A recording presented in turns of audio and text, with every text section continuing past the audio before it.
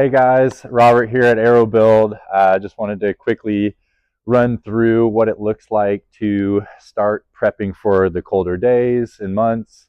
For those of you who have to endure sub-freezing temperatures, your typical setup and breakdown might look a little bit different. So just want to kind of walk through some of the things that we recommend or we would suggest for you guys to kind of start thinking about and maybe implementing in your process a little bit sooner than those days so that you are practiced and ready to do those colder events as long as you can. So behind this door, obviously you've got your water inlet. If you've seen other videos, you kind of understand where that's at, but standard garden hose hookup here, and then that would fill up your freshwater tank, which is actually located below. So we're just going to run through the outside first, and then we'll go inside and talk about that as well. So underneath here, you've got your tanks, which you will want to get as empty as possible. If there's a little bit of water in there, that's completely fine, because if there is water that happens to freeze up and it's just a little bit, there's room for it to expand and no problems there. So don't worry so much about that. Let's hop inside and talk a little bit more about that. Okay, so now that we're inside, I do have power running to the trailer, which I will go over a little bit more, but this is something that we would recommend. The AC does have heat, but we do recommend for like colder days to have like a little plug-in electronic heater.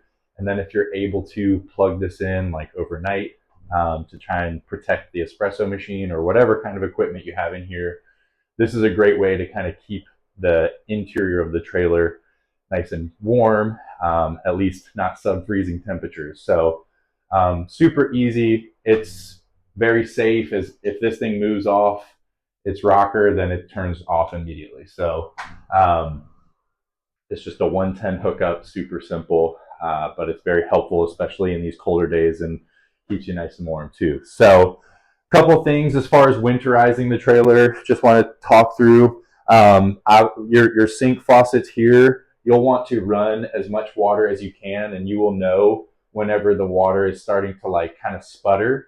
You'll see some air coming through the lines, and at that point you should be safe. It's basically where the PEX is not going to be full of water at that point, so you don't have to worry about those freezing. Underneath the sinks is your water heater and your water pump. And I can get a good visual of that, but there is a lever on your water heater that will show you, and then you basically just pull up on that lever, and that will actually drain out the water heater. So that would be the one step I would tell you to do for just kind of making sure that your system is flushed.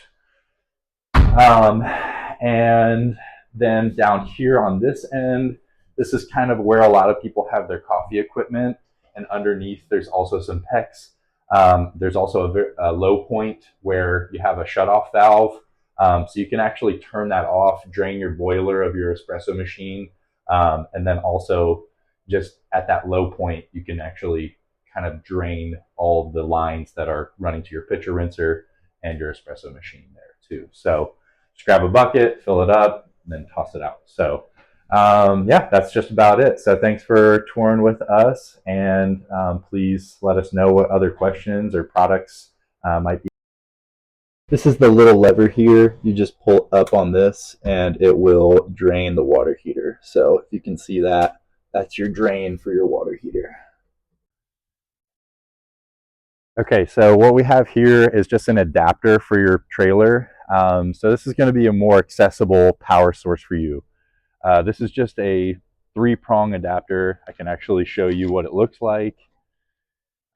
Looks like that. So you'd want this just to kind of like get your day going. That way you can get the lights on, and again have that little mini electric heater in there. But this is just a regular extension cord, so it's a lot easier. It's not going to power your espresso machine, but it'll get some of the smaller things going and warmed up.